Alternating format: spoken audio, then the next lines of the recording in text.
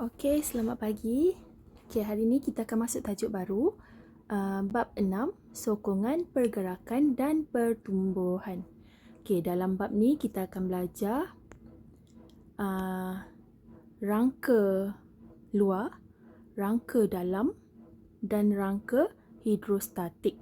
So, rangka-rangka tu sebenarnya untuk sokong haiwan ataupun manusia, okey, supaya kita dapat berdiri, dapat berjalan. So, itu ialah rangka kita panggil. Tapi kita nak tengok rangka apa yang ada dalam manusia, rangka apa yang ada dalam skorpion ni, kalajengking ni. Okey. So, kita tengok. Okey, rangka ialah sistem sokongan kepada semua jenis haiwan. Macam saya cakap tadi lah.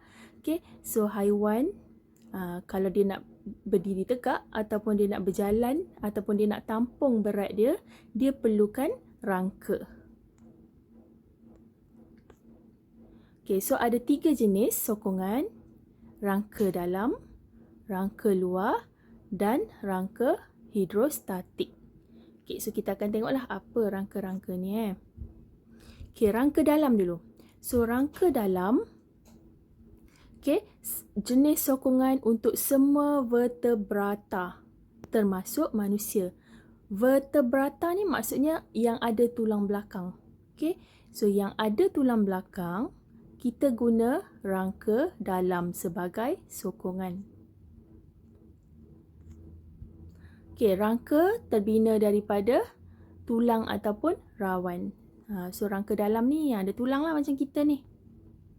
Okey, rangka dalam berperanan untuk, okey, ni fungsi dia, menyokong berat badan, melindungi organ dalaman dan mengekalkan bentuk badan. Okey, so kita sokong kita punya berat badan, tulang tu, dan untuk lindung organ dalaman macam jantung, okey, paru-paru dan mengekalkan bentuk badan. Okey, selain itu, rangka juga menjadi asas untuk pautan bagi otot. Maksudnya, otot ni dia bergabung dengan tulang untuk menggerakkan bahagian badan. So, otot-otot tu dia memang bersambung dekat tulang kita, dekat rangka dalam ni, supaya kita boleh gerakkan badan. Okey, ni contoh rangka dalam haiwan yang guna rangka dalam, buaya. Okey, so buaya, burung, ikan. Ikan pun sebab dia ada tulang. So, dia ialah rangka dalam. Dan katak. Okey. Rangka luar pula. Okey, rangka luar jenis sokongan untuk invertebrata. Invertebrata maksudnya dia tak ada tulang belakang. Okey. So, haiwan-haiwan yang tak ada tulang lah ni. So, rangka luar ni maksud dia duduk dekat luar. Okey. So, selalunya dia terdiri daripada lapisan keras kitin berlilin ataupun cengkerang. Okey, kalau macam lipas tu lapisan keras kitin berlilin. Okey. Kalau bercengkerang ni contoh macam snail ni lah. Okey, rangka luar berfungsi untuk sama macam tadi, menyokong berat badan, mengekalkan bentuk badan dan melindungi organ dalaman haiwan. So, maksudnya fungsi rangka luar dengan rangka dalam sebenarnya adalah sama. Cuma beza dia, rangka dalam tulang, rangka luar ni yang dekat luar kulit dia. Okey, selain itu rangka luar juga merupakan tapak bagi pelekatan otot. Okey, so untuk pelekatan otot sebab untuk dia punya pergerakan. So nak gerak mesti kena ada otot. Okey, so contoh haiwan-haiwan yang gunakan rangka luar sebagai sokongan. Ni udang. Okey, ketam. Okey, skorpion, kalajengking. Labah-labah. Okey, so ini ialah haiwan-haiwan yang gunakan rangka luar sebagai sokongan. Okey, kita tengok pula rangka hidrostatik. Rangka yang terakhir. Okey, rangka hidrostatik. Okey, haiwan invertebrata juga haiwan yang tak ada tulang belakang, okey, yang berbadan lembut. Kalau tadi macam lipas, macam kalajengking, okey, badan dia tak lembut, tak lembik-lembik macam tu bila kita pegang. Dia keras sebab dia ada rangka kat luar. Okey, tapi invertebrata yang badan lembut, contoh macam cacing. Okey, cacing dia tak ada tulang kat dalam badan dia.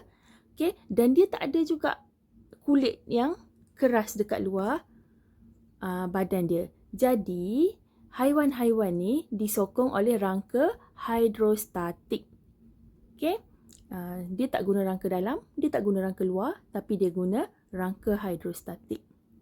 Okey, rangka hidrostatik ni apa? Okey, dia terdiri daripada dinding berotot yang melitupi rongga badan. Okey?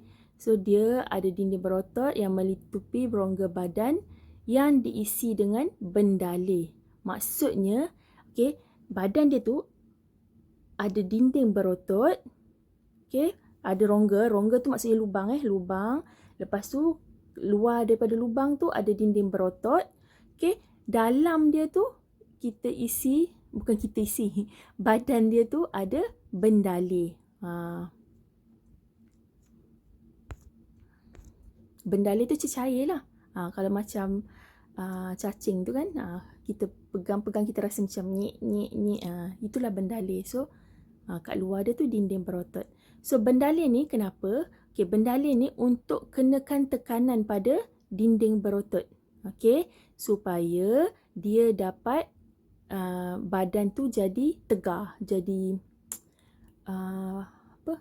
keras jugalah bila kita pegang cacing ke. Okay, sebabnya air yang dalam badan cacing tu dia tolak dinding-dinding cacing tu supaya badan dia jadi tegap jadi apa nak cakap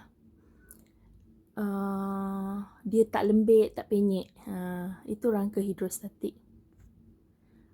Okay, so apa dia punya fungsi? Mengekalkan dan mengawal bentuk badan. Okay, kalau macam cacing tadi memang bentuk dia bulat je sampai daripada kepala sampailah ke badan. Sebab apa? Sebab ada bendalih dalam rangka hidrostatik ni.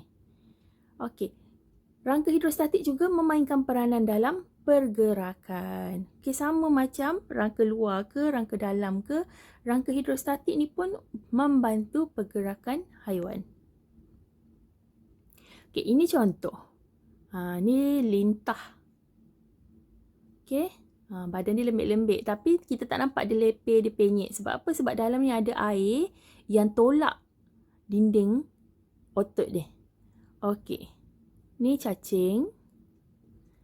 Ni tapak Sulaiman, starfish. Yang ni ulat bulu, peluncas. Okey, ni beluncas. Okey, yang ni obo-obo. So, ini ialah haiwan-haiwan yang gunakan rangka hidrostatik sebagai dia punya sokongan. Okey, so itu sahaja untuk hari ni. Okey, so kita dah belajar rangka luar, rangka dalam dan rangka hidrostatik. Okey, so esok kita akan sambung dengan graf. Okey, terima kasih semua.